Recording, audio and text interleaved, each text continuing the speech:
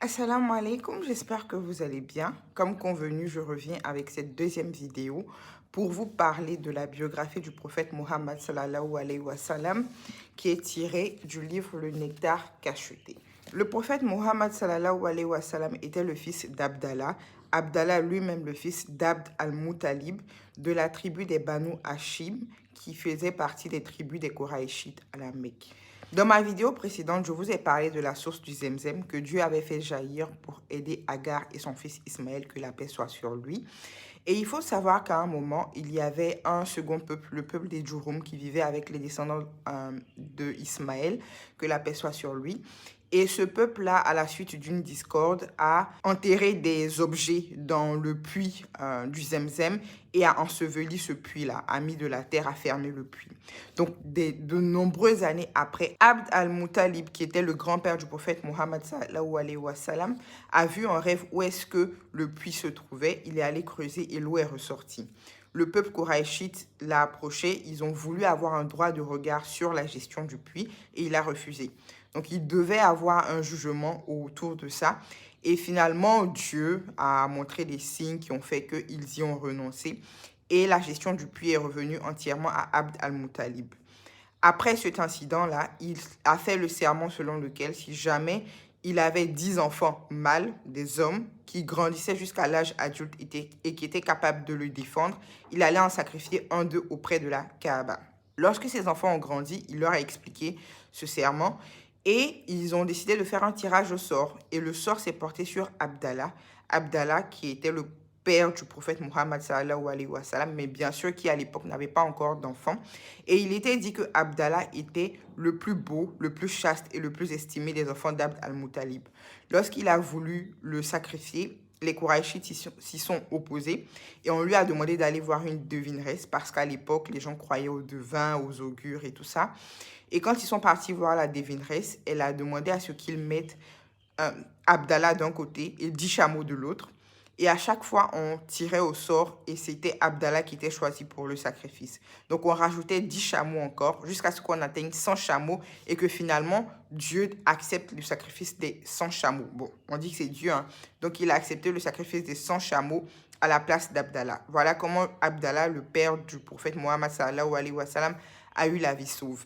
On dit que le prophète Mohammed sallallahu alayhi wa sallam disait souvent qu'il est le descendant de deux immolés qui n'ont pas été immolés. Ismaël, que la paix soit sur lui, à son époque, et ensuite son propre père Abdallah qui a échappé également à un sacrifice.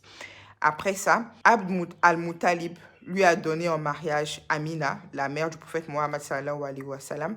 Et on dit qu'après le mariage, Abdallah a été envoyé pour faire des provisions en date et il est tombé malade et il est mort à Médine à l'âge de 25 ans.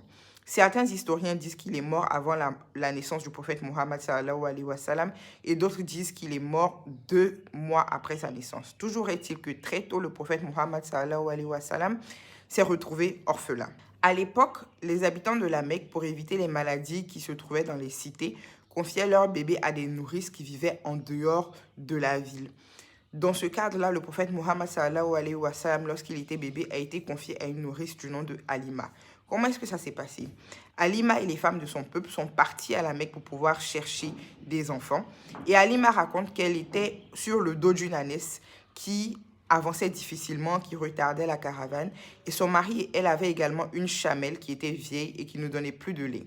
Ils avaient un enfant, mais Halima elle-même n'arrivait pas à produire de lait, n'avait plus de lait dans son sein. Et donc, elle avait du mal à nourrir son enfant. Et son mari elle-même avait du mal à se nourrir parce que leur chamelle ne donnait pas de lait.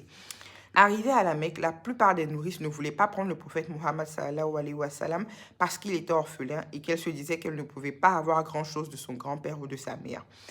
Halima a cherché un enfant en vain, elle n'a trouvé personne et elle a préféré prendre le prophète Mohammed sallallahu alayhi wa sallam plutôt que de retourner chez elle sans aucun enfant. Sur la route du retour, son ânesse était beaucoup plus rapide et tout le monde s'étonnait. Mais c'est pas la même ânesse avec laquelle tu es venu quand on partait à la Mecque. Sa chamelle a commencé à donner du lait. Elle-même, elle a commencé à avoir du lait en son sein. Elle a pu nourrir à la fois le prophète Mohammed sallallahu alayhi wa sallam et son propre enfant. Et lorsqu'elle est arrivée chez elle, le bétail qu'elle avait a commencé à grossir. Donc, chaque fois, même les autres habitants, les autres membres de son peuple disaient aux gens, allez faire paître votre bétail, ou Halima et son mari font paître leur bétail. Mais malgré ça, les autres animaux étaient encore minces. Mais elle, ces animaux grossissaient, ils mangeaient bien et tout ça. Quand Halima et son mari ont vu tous les miracles qui sont arrivés dans leur maison, grâce à l'arrivée du prophète Mohammed sallallahu alayhi wa sallam, après les 2 ans où ils devaient ramener le prophète à la Mecque, ils ont demandé à le garder un peu plus longtemps. Donc, il est resté jusqu'à sa 4e ou 5e année. Dans le livre, on raconte qu'il y a eu un incident particulier lorsque le prophète Mohammed était encore enfant. Donc, dans sa 4e ou 5e année, il jouait avec ses amis et l'ange Gabriel est venu et lui a ouvert la poitrine, a retiré son cœur, a enlevé un caillot de sang, il a purifié son cœur et il a remis dans sa poitrine. Et on dit que ses amis ont couru pour aller dire à Halima ce qui s'était passé. Et cet incident-là, ça l'avait vraiment assez choquée. Et c'est comme ça qu'après, elle a ramené le prophète Mohammed à sa maman dans sa 4e ou 5e année. Et le prophète Mohammed est resté avec sa maman jusqu'à l'âge de 6 ans, où finalement, elle aussi, elle est décédée. Et ensuite, il a été confié à son grand-père Abd al-Muttalib, qui s'est occupé de lui jusqu'à ce qu'il décède à son tour, et le confie à son fils Abu Talib, qui était le frère d'Abdallah, le père du prophète Mohammed sallallahu alayhi wa sallam, qui va s'occuper de lui jusqu'à ce que le prophète Mohammed se marie et reçoive la révélation et commence à prêcher à la Mecque, et qu'il fasse face à de nombreuses difficultés, mais qu'il soit protégé pendant longtemps quand même par son oncle Abu Talib. Donc dans les prochaines vidéos, Inch'Allah, je vous parlerai de la période de la prédication à la Mecque et comment ça a été hyper difficile pour les musulmans de l'époque. Salam alaikum.